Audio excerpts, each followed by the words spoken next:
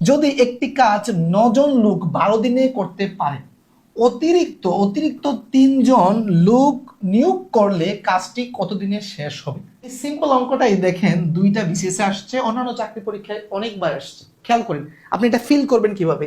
আচ্ছা, কি বের করতে বলছে আমাদেরকে? কত দিনে। তাহলে দিন যেটা বের করব আমরা, ঐকিক নিয়মে যেটা বের করব সেটা আমাদের শেষে থাকবে।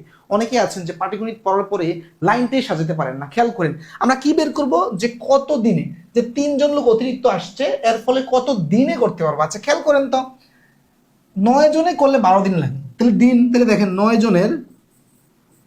জনের করতে লাগে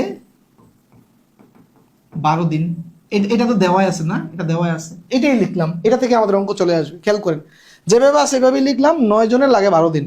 আচ্ছা এখন চিন্তা করেন তো, এখন লোক আছে কয়জন? খেয়াল করেন অতিরিক্ত 3 জন লোক নিছি না, কারণ এখন অতিরিক্ত 3 জন হইলে এখন 3 জন যোগ হয়েছে না, এখন কত হয়েছে?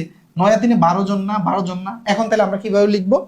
9 জনের করতে লাগে 12 দিন, সুতরাং একজনের করতে লাগে, আচ্ছা বলেন তো 9 জনের একটা কাজ করতে 12 দিন লাগে, একজনের কম লাগবে দিন আর না বেশি লাগবে? দাদু ভাই ফিল করেন, ফিল করেন দাদু ভাই, আপনি অনেক দুর্বল, কোনো সমস্যা নাই, জাস্ট ফিল করতে থাকেন, নিঃশ্বাস নেন, ফিল করেন, ঠিক আছে?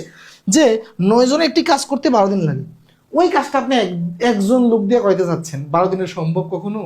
সে কি স্পাইডারম্যান? না, দিন বেশি লাগবে। তো বেশি লাগলে এই 12কে 9 এর সাথে কি করতে হবে? গুণ করতে হবে।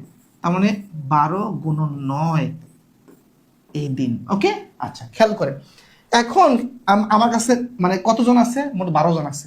এখন আমি একজন দিয়ে করলে এতদিন লাগে, এখন 12, সুতরাং 12 জনে করতে কতদিন লাগবে? আচ্ছা বলেন তো, একজনে করলে লাগে হচ্ছে 12 গুণন 9 দিন। 9 12 কত? এটা মানে কিন্তু 108 দিন, তাই না? 9 বার 108 না, 108 দিন। আমি জাস্ট বাদী ওই পাশে লিখলাম। ওকে, একজনে করলে লাগে হচ্ছে 108 দিন। আচ্ছা বলেন তো, এখন 12 জনে করলে কি 108 দিন লাগবে, না তার চেয়ে কম লাগবে, না তার চেয়ে বেশি লাগবে? বলেন তো।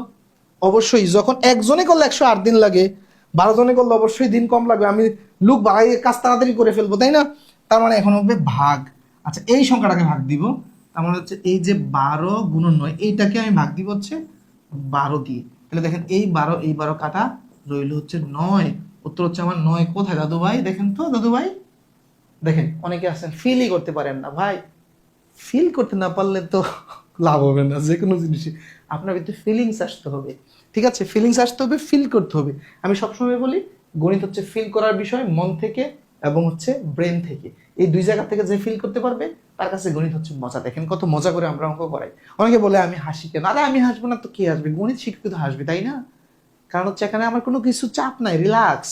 দেখেন একজন জিকের টিচার, একজন ইংরেজির টিচার, একজন বাংলার টিচার যদি মানে এগুলো পড়াইতে আসে, তাকে কত তথ্য মাথায় নিয়ে আসতে হবে, কত জিনিস মুখস্থ করতে হবে। কিন্তু আমার কোনো মুখস্থ নাই। অঙ্ক দিছেন, আমি অঙ্ক সমাধান করতেছি লজিক ধরে ধরে, ব্রেন ইউজ করে লজিক ধরে ধরে আমি অঙ্ক করতেছি, রাইট? তো প্রিয় শিক্ষার্থীরা, এইভাবে যদি অঙ্ক শিখতে চান আমাদের সাথে থাকুন, আমাদের পেজে ফলো দিয়ে রাখুন, আর কোর্স করতে চাইলে ইনবক্স করুন। আল্লাহ হাফিজ।